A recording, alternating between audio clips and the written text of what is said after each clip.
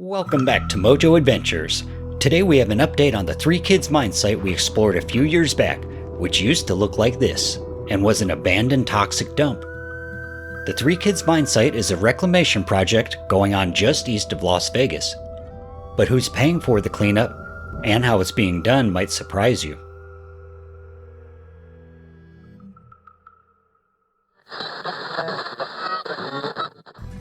Right now, 3,000 new homes are being built on top of a 100-year-old open-pit manganese mine sitting just outside the boundaries of Lake Mead National Recreation Area.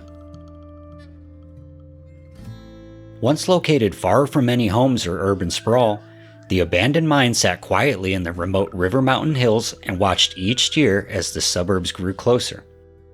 At the time it was originally located, the nearest town of Las Vegas was just a sleepy railroad stop, home to only about 1,000 residents. Urbanization didn't really take off until around 1931, when work started on the Boulder Dam, now known as the Hoover Dam, of course. Over the last decade, with the influx of new residents and the county running out of land to build, several agencies, including the federal government, Nevada Department of Environmental Protection, and tract home developers, all began looking at a collaboration aimed at reclaiming the former toxic mine site. But how they did it might surprise you. More on that in a minute. Here you are looking at the 300-foot deep hydro pit from our original Three Kids video, before it was filled with soil and ready for development. In this shot, you can now see the progress of the hydro pit, as it is almost completely backfilled. The earth movers pictured in this shot are indeed working on top of the filled pit now. And here's the infamous Wheel of Misfortune, made by activist artists in decline, painted inside one of the old flotation tanks. The tanks have mostly been demolished and the contaminated concrete debris hauled off. Here you can see that just some of the old spires from the center of the tanks remain standing, for now. And at the entrance of the site sat the old railroad grade and loading dock, one of the most colorful pieces of art you'd see when initially discovering the site. Much like the flotation tanks, nearly everything has been demolished and removed from the dock now, except for the towering centerpiece. The rich manganese ore that was extracted here was fundamental for supplying the war effort, and so much was produced that the excess was stockpiled here for decades after operations ceased. But that's not all that was left behind. For the last 50 years, the black sludge from the open-air settling ponds soaked deep into the soil, loading it with arsenic, lead, manganese, and asbestos. As with many old mining operations, these deadly contaminants were often left behind or discarded on site, as was certainly the case here. The Three Kids cleanup just started last year, and the development is already happening at breakneck speed.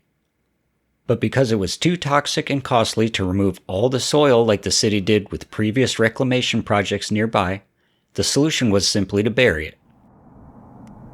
Construction workers working in distinct red cab equipment began completely covering the site, in some places with just 10 feet of clean fill.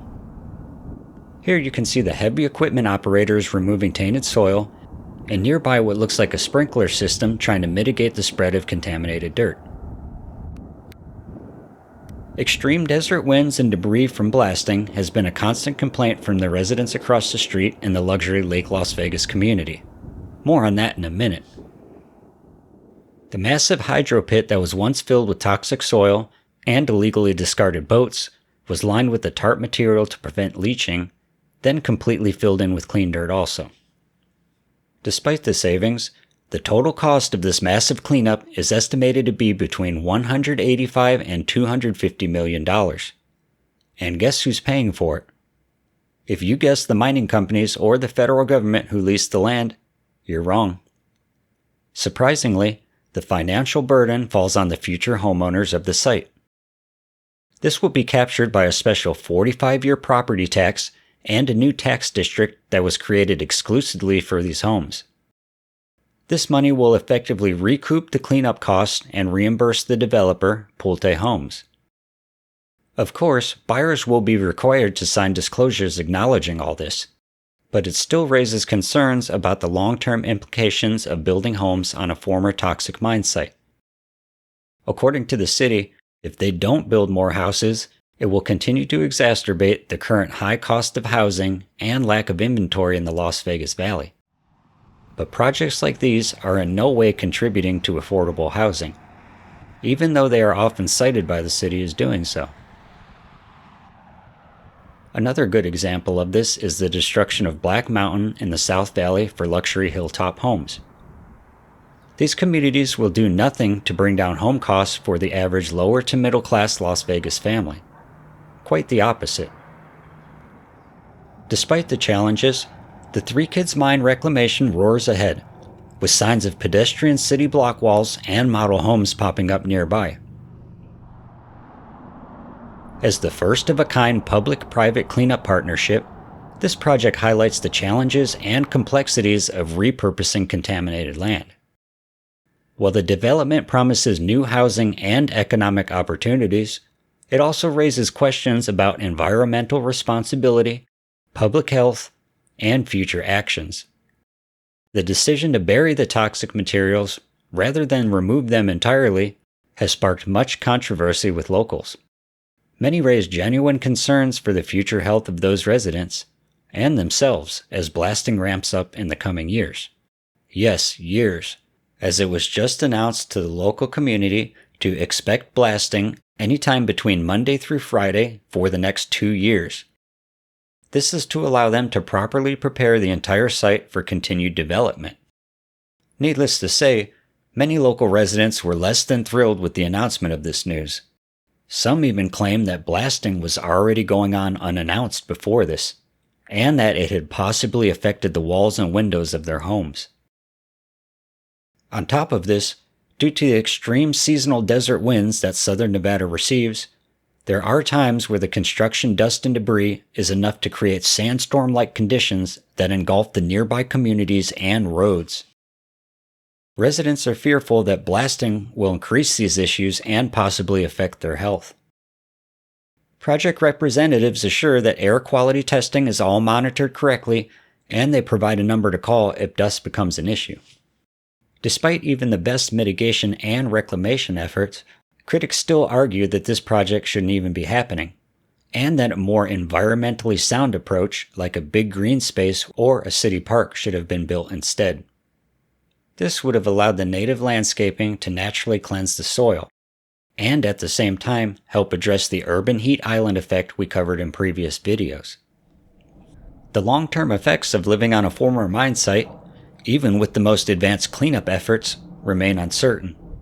But for now, one thing does remain certain, and that is there will be new homes here in a matter of months. Regardless of how you feel about the environmental aspect of this project, the rate of growth and modern development of the desert is something to behold. Don't forget, we built an entire football stadium in the middle of a pandemic. Like the prospectors and pioneers that founded many of these cities, the heart and drive to conquer the land here seems insatiable, for better or for worse. Stay hydrated, stay happy out there. We'll see you next time on Mojo Adventures.